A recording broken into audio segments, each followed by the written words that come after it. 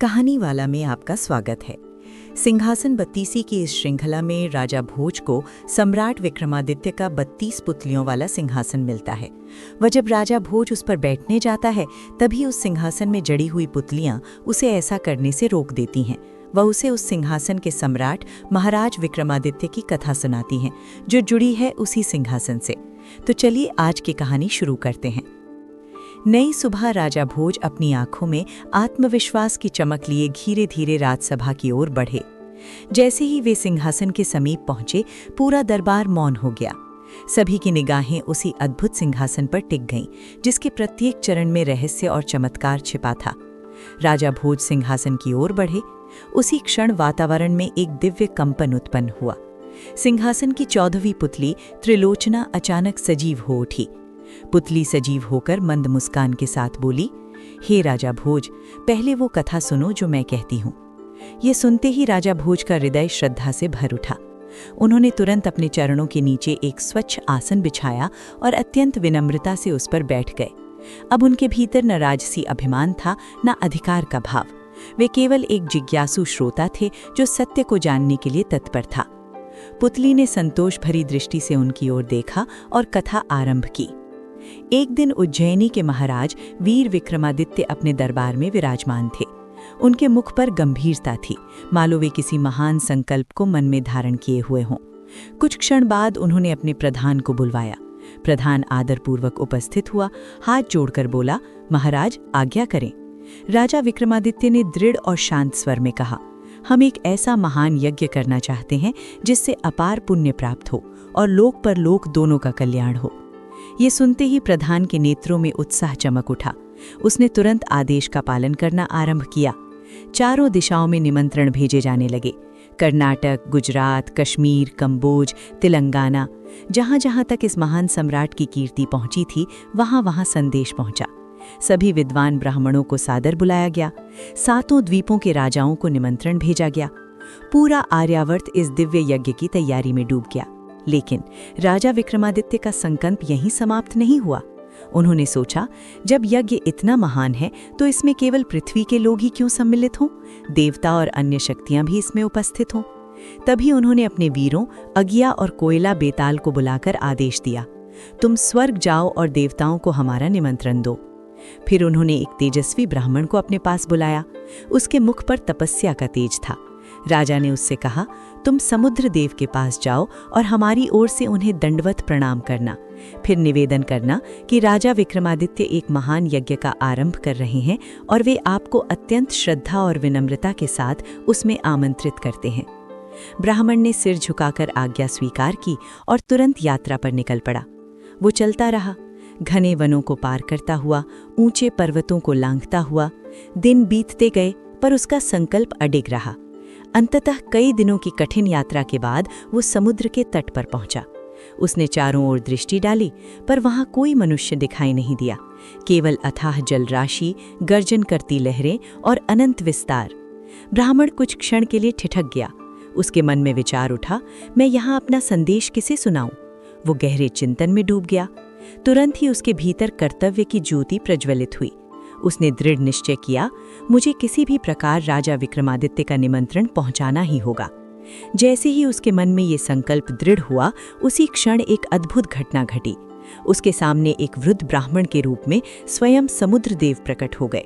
उनका स्वर गंभीर और गूंजता हुआ था।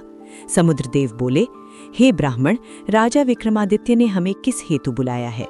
ब्राह्मण ने तुरंत हाथ जोड़कर प्रणाम किया और विनम्रता से कहा, हे समुद्रदेव, महाराज विक्रमादित्य एक महान यज्ञ का आयोजन कर रहे हैं।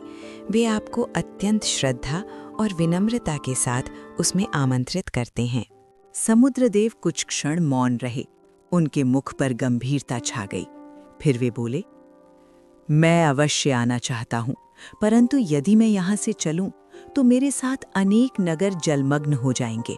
असंख्य प्राणियों का विनाश हो जाएगा। उनकी वाणी में करुणा और उत्तरदायित्व दोनों झलक रहे थे। इसलिए तुम राजा से कहना कि मैं स्वयं उपस्थित नहीं हो सकता। मेरी ओर से क्षमा याचना करना। इतना कहकर समुद्रदेव ने उसे 5 अनमोल लाल रत्न और एक तेजस्वी घोड़ा प्रदान किया। ये हमारी ओर से भेंट है, इसे राजा को अर्पित कर देना। क्षण भर में वे अदृश्य हो गए। ब्राह्मण उन रत्नों और घोड़े को लेकर वापस चल पड़ा। कई दिनों की कठिन यात्रा के बाद वो उज्जैनी पहुंचा और राजा विक्रमादित्य के सामने उपस्थित हुआ।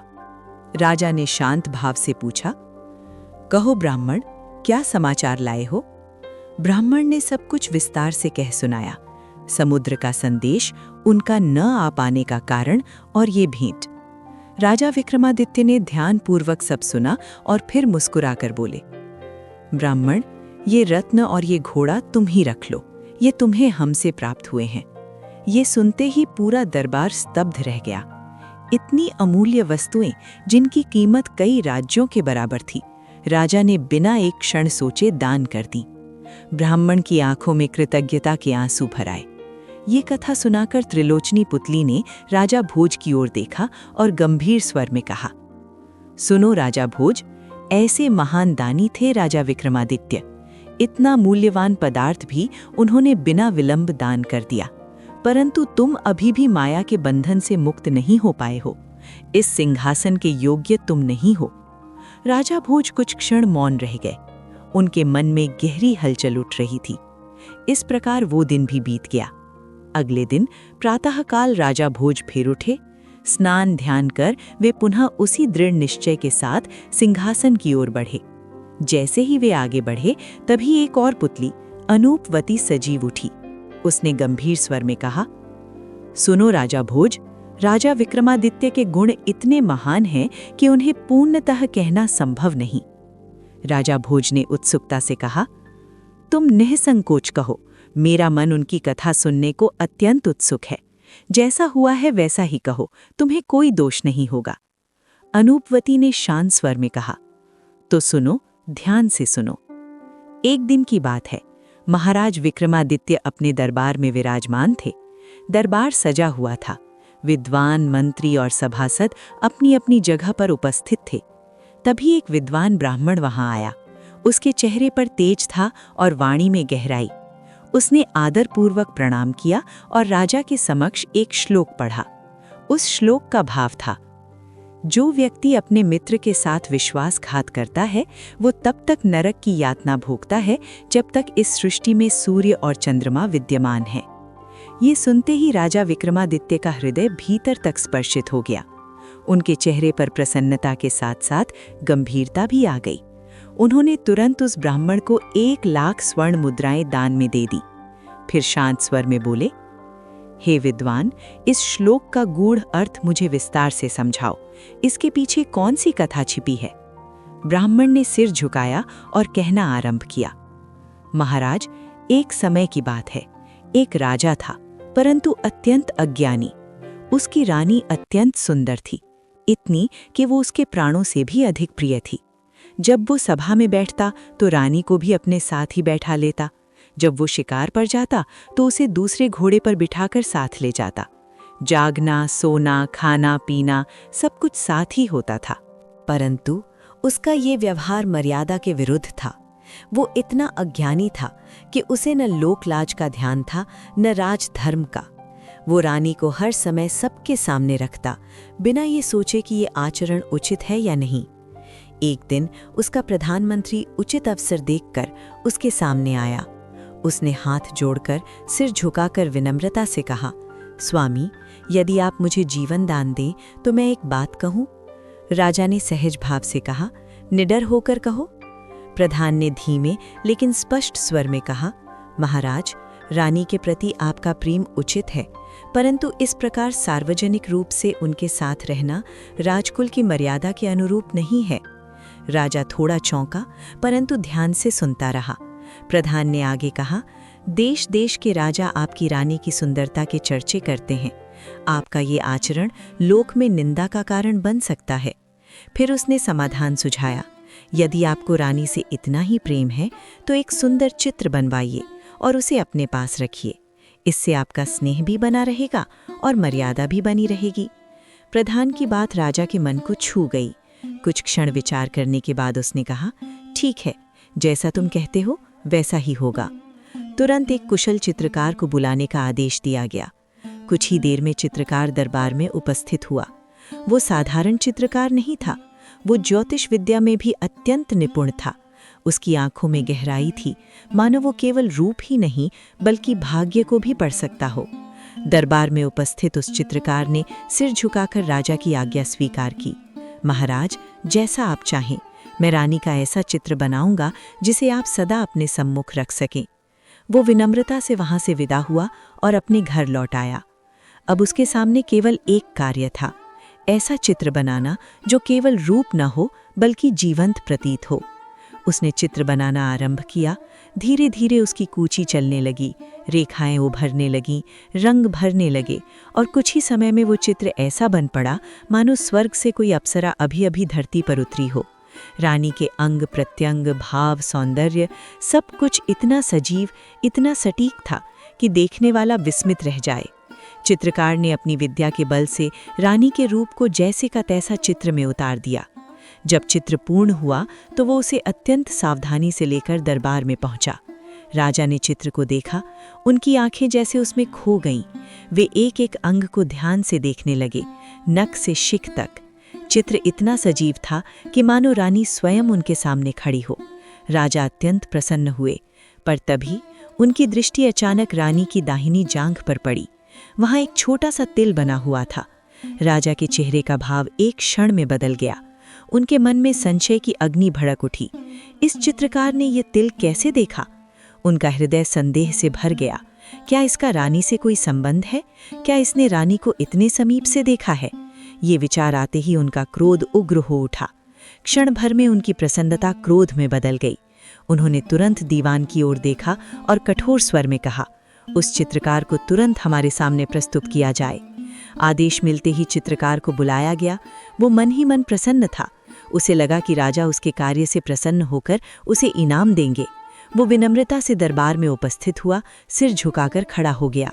परंतु अगले ही क्षण जो हुआ उसने पूरे वातावरण को स्तब्ध कर दिया। राजा ने बिना कुछ पूछे सीधे जल्लाद को बुलाने का आदेश दिया। उनकी आवाज में कठोरता थी, इस चित्रकार की गर्दन काट दी जाए और इसकी आंखें निकालकर हमारे सामने प्रस्तुत की जाएं। ये सुनते ही दरबार में सन्नाटा छा गया। चित्रकार के चेहरे से रक्त उतर गया। वो समझ ही नहीं पाया कि उसका अपराध क्या है। क्षण भर पहले जो इनाम की आशा लेकर आया था, अब मृत्यु उसके सामने खड़ी थी। जब चित्रकार को मृत्यु के लिए ले जाया जा रहा था, तभी प्रधानमंत्री भी चुपचाप उनके पीछे पीछे निकल पड़ा। दरबार से बाहर आते ही उसने जल्लाद को रोका और धीमे स्वर में कहा, इसे मुझे सौंप दो और तुम किसी हिरण की आंखें निकालकर राजा के पास ले जाओ। जल्लाद, जो प्रधान का आज्ञाकारी था, उसने बिना विरोध किए चित्रकार को उसके हवाले कर दिया। प्रधान ने चित्रकार को तुरंत वहां से हटाकर एक सुरक्षित स्थान पर छिपा दिया। उसके मन में गहरी वेदना थी। वो सोचने लगा, कैसा राजा है ये? ऐसा मूर्ख राजा न कभी देखा न सुना, जो गुणवान पुरुषों को बिना अपराध के ही मार डालना चाहता है। उसके हृदय में क्षोभ था। यदि किसी गुणी से भूल हो भी जाए तो उसे दंड देकर या राज्य से निकाल दिया जाता है, परंतु बिना दोष के प्राण लेना ये कहाँ का न्याय है? वो मन ही मन राजा के व्यवहार पर खिन्न हो उठा। राजाओं की वाणी में अमृत होता है, परंतु उनके मन में कभी कभी विष भी छिपा होता है। कहते कुछ हैं और करते कुछ और हैं।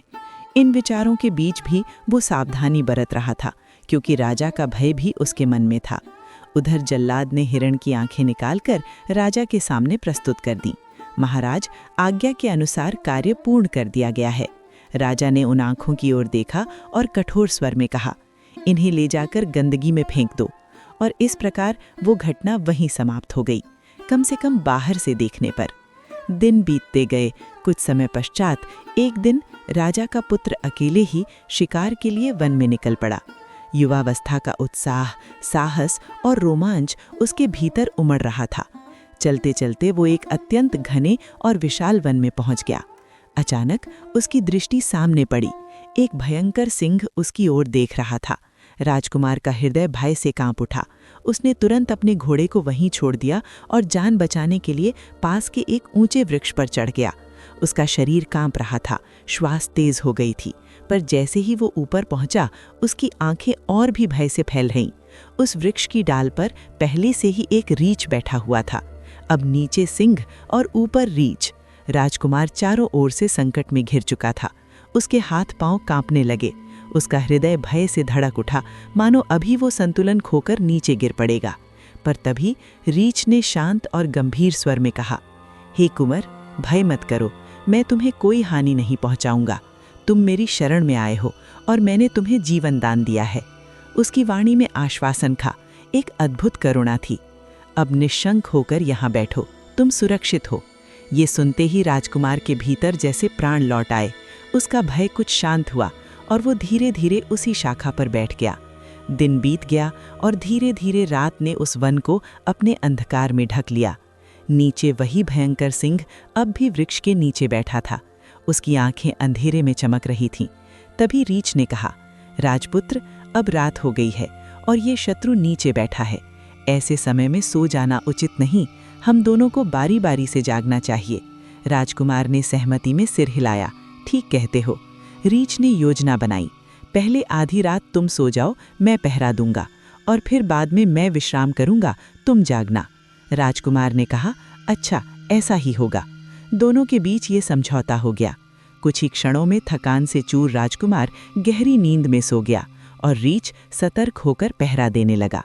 तभी नीचे बैठे सिंह ने धीरे से सिर उठाया और रीछ से कहा, सुनो, तुम बड़े मूर्ख हो। उसकी आवाज में छल और धूर्तता थी। ये मनुष्य हमारा भोजन है, तुम क्यों व्यर्थ में दया दिखा रहे हो? वो आगे बोला, इसे नीचे गिरा दो, हम दोनों मिलकर इसे खा लेंगे। सिंह की आंखों में भूख चमक रही थी। वो आगे बोला, सोचो, जब ये जागेगा और तुम सोओगे तो ये तुम्हें मार सकता है। मनुष्य पर विश्वास करना मूर्खता है। ये अवसर फिर नहीं मिलेगा। अभी इसे नीचे गिरा दो, वरना बाद में पछताओगे। पर रीछ शांत था। उसके भीतर धर्म की दृढ़ता थी। उसने दृढ़ स्वर में उत्तर दिया, अरे मूर्ख सिंह, मैं अपने ऊपर इतना बड़ा अपराध क्यों लूं? उसकी आवाज अब कठोर हो गई। जो व्यक्ति अपनी शरण में आए हुए का विश्वास तोड़ता है, वो महापाप करता है। वो आगे बोला, गुरु से झूठ बोलना, राजा के साथ विश्वासघात करना, वृक्षों को काटना, निर्दोष जीवों को मारना, ये सभी पाप हैं। परंतु शरणागत का विश्वास तोड़ना, ये तो सबसे बड़ा पाप है। रीछ की आंखों में धर्म की ज्योति जल रही थी। इस राजपुत्र ने मेरी शरण ली है, मैं इसे किसी भी स्थिति में धोखा नहीं दूंगा। सिंह ये सुनकर क्रोधित हो उठा। उसकी आंखें और भयंकर हो गईं। वो गुर्रा कर बोला, तूने मेरी बात नहीं मानी, अब मैं तुझे जीवित नहीं छोड़ूंगा। वन का वातावरण और भी भयावह हो गया। रात का आधा पहर बीत चुका था। अब जागने की बारी राजपुत्र की थी। वो धीरे धीरे उठ बैठा और रीछ अपनी प्रतिज्ञा निभाकर निश्चिंत होकर सो गया। राजपुत्र वृक्ष की शाखा पर बैठा पहरा देने लगा। नीचे वही सिंह अब भी घात लगाए बैठा था। उसकी आंखों में अब भी वही भूख और धूर्तता चमक रही थी। कुछ ही क्षणों बाद सिंह ने फिर धीमे स्वर में कहा, हे राजपुत्र, मेरी बात ध्यान से सुनो। उसकी आवाज में अब छल भरी मिठास थी। ये रीछ मूर्ख है, तुम्हें सोते समय इसने क्यों नहीं खा लिया? वो धीरे धीरे उसके मन में विष खोलने लगा। जब ये जागेगा और तुम सोओगे तो ये तुम्हें अवश्य मार देगा। वन में कोई किसी का मित्र नहीं होता। राजपुत्र का मन डगमगाने लगा। सिंह ने अवसर देखकर और उकसाया, यदि तुम बुद्धिमान हो तो अभी इसी समय इसे नीचे गिरा दो। मैं इसे खाकर चला जाऊंगा और तुम सुरक्षित अपने राज्य लौट जाओगे। उसके शब्दों में ऐसा प्रलोभन था जो भय से भरे मन को विचलित कर दे। राजपुत्र अब अपने विवेक को खोने लगा था। भय ने उसके विचारों को ढक लिया। अंततः वो सिंह की बातों में आ गया। उसने धीरे धीरे सोए हुए रीछ की ओर हाथ बढ़ाया और अचानक उसे जोर से धक्का देने का प्रयास किया कि वो नीचे गिर पड़े। पर उसी क्षण रीछ की आंख खुल गई। वो तुरंत शाखा से लिपट गया और गिरने से बच गया। अब उसकी दृष्टि राजपुत्र पर पड़ी। उसकी आंखों में करुणा भी थी और क्रोध भी। वो गंभीर स्वर में बोला, अरे पापी, जिसने तुझे अपनी शरण में लेकर जीवन दान दिया, तू उसी के साथ विश्वासघात करने चला? उसकी वाणी में गहरा दुख था। मैंने तेरी रक्षा की और तू मुझे ही मारने को तैयार हो गया। ये सुनते ही राजपुत्र के प्राण सूख गए। उसका शरीर कांपने लगा। उसे अपनी भूल का भान हो गया, पर अब बहुत देर हो चुकी थी। उसके भय का प्रभाव इतना गहरा था कि वो वहीं डर के मारे जड़ हो गया। उसकी वाणी जैसे बंद हो गई। वो गूंगा सा हो गया और उसके कान भी जैसे सुनने से इनकार करने लगे। वो बहरे समान हो गया। धीरे धीरे सुबह होने लगी। प्रकाश की हल्की किरणें वन में फैलने लगीं। सिंह ये सब देखकर समझ गया कि अब उसका प्रयोजन पूरा नहीं होगा। वो वहां से चला गया। अब रीछ ने राजपुत्र की ओर देखा। उसकी दशा दयनीय थी। वो शांत स्वर में बोला, तुझे मारकर मैं क्या प्राप्त करूंगा? अब तू स्वयं ही अपने कर्मों का फल भोग रहा है। उसने आगे कहा, तुझे छोड़ता हूं, जाओ अपने किए का परिणाम समझो। इतना कहकर रीछ वहां से चला गया। राजपुत्र अकेला रह गया, डरा हुआ, व्याकुल और भीतर से टूटा हुआ। वो किसी प्रकार अपने राज्य की ओर लौटा। जब वो महल पहुंचा तो उसकी ये दशा देखकर सब चकित रह गए। वो न ठीक से बोल पा रहा था, न कुछ सुन पा रहा था। राजा के हृदय में चिंता की लहर दौड़ गई। जब राजपुत्र उस अवस्था में महल पहुंचा तो पूरे राजमहल में हाहाकार मच गया। रानियां विलाप करने लगीं।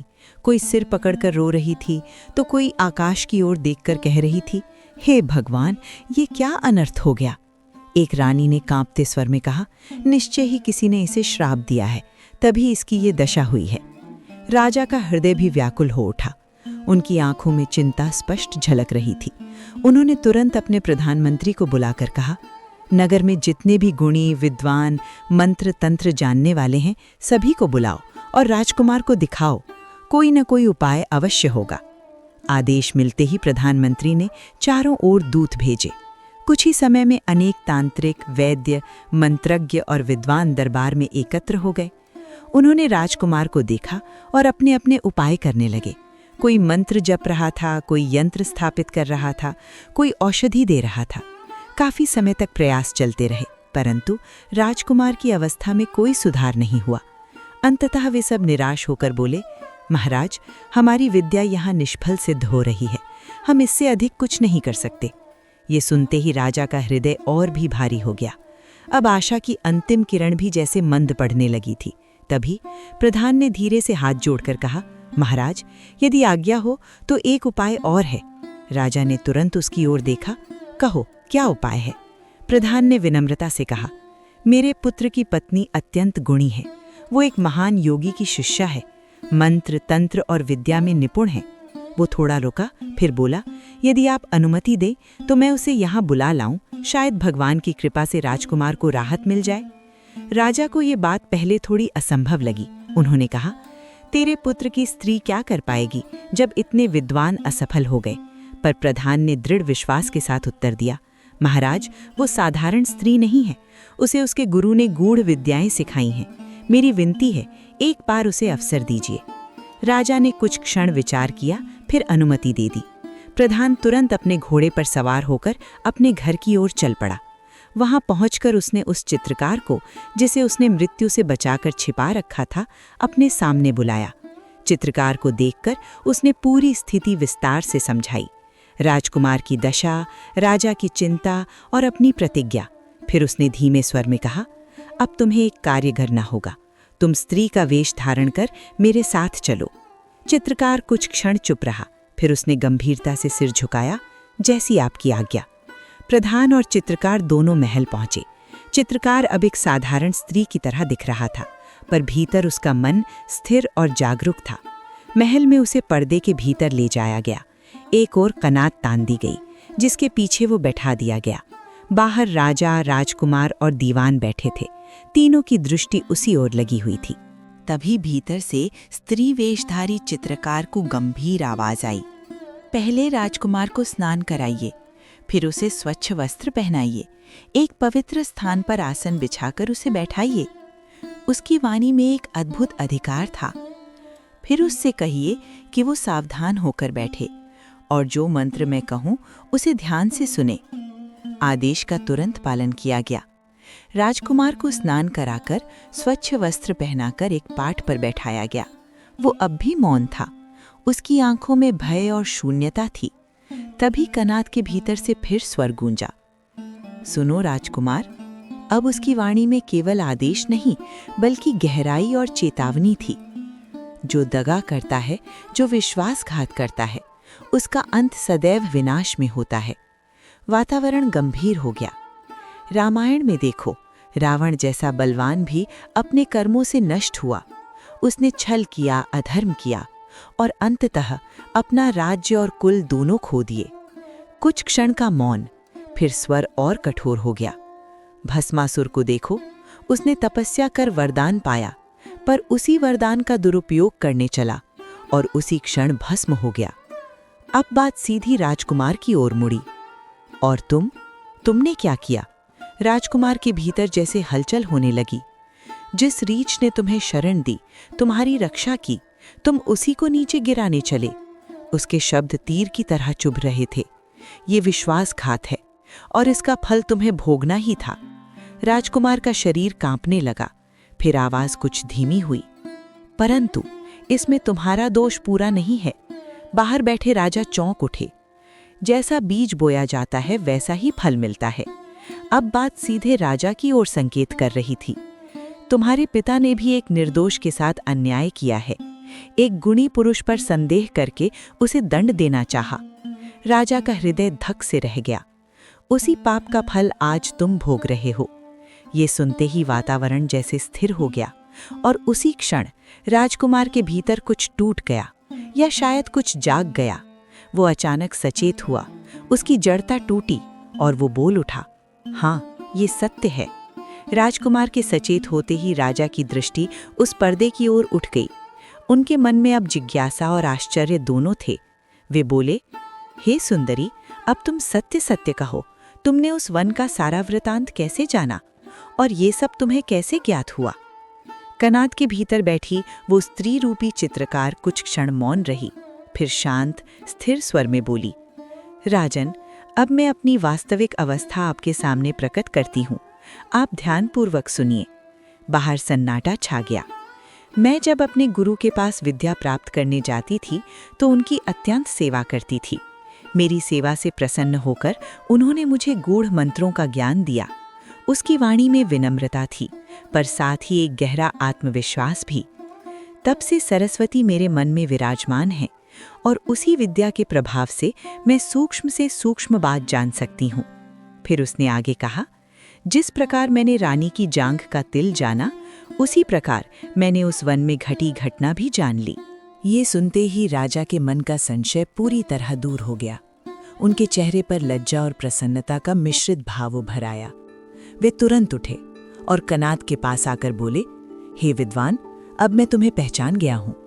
उन्होंने पर्दा हटवाया और सबके सामने वही चित्रकार खड़ा था जिसे उन्होंने कभी बिना अपराध मृत्यु का आदेश दे दिया था। राजा की आंखों में पश्चाताप झलक रहा था। वे बोले, तुम वास्तव में सच्चे विद्वान हो और मैंने तुम्हारे साथ घोर अन्याय किया।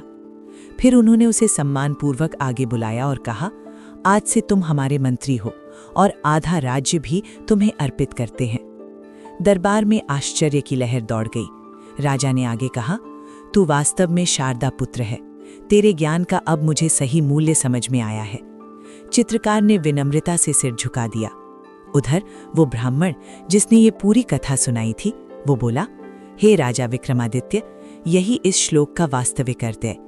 ये सुनकर राजा अत्यंत प्रसन्न हुए और उन्होंने उस ब्राह्मण को 1000 गांवों की वृत्ति प्रदान की। ये कथा समाप्त कर पुतली ने राजा भोज की ओर देखा और गंभीर स्वर में कहा, सुनो राजा भोज, क्या तुम में ऐसा विवेक, ऐसा त्याग और ऐसी विनम्रता है? उसकी वाणी कठोर हो गई। आज के समय में विक्रमादित्य जैसा राजा मिलना अत्यंत कठिन है। तुम अभी इस सिंहासन के योग्य नहीं हो। राजा भोज के हृदय में ये बात गहराई तक उतर गई। उस दिन भी वे सिंहासन पर नहीं बैठ पाए। वे धीरे धीरे महल में लौट गए। अगले दिन प्रातःकाल राजा भोज पुनः उठे। स्नान, पूजा और ध्यान करके एक बार फिर दृढ़ संकल्प के साथ सिंहासन के समीप पहुंचे। उन्होंने अपने प्रधान से कहा, आज मेरा मन अत्यंत उत्सुक है। मैं आज इस सिंहासन पर बैठना चाहता हूँ। तुम शुभ मुहूर्त देखो। प्रधान ने थोड़ी चिंता के साथ कहा, महाराज, आप बैठने तो जाएंगे, पर ये पुतलियां आपको फिर रोकेंगी। राजा कुछ क्षण मौन खड़े रहे और तभी एक और पुतली सुंदरवती सजीव हो उठी। अब एक नई कथा, एक नई परीक्षा और एक और सत्य राजा भोज के सामने आने वाला था। दोस्तों, आखिर अगली पुतली ने राजा भोज से आखिर क्या कहा, वो वृतांत हम आपको सुनाएंगे इस श्रृंखला के अगले भाग में। पर दोस्तों, आप जाने से पहले हमारे चैनल कहानी वाला को सब्सक्राइब अवश्य करें।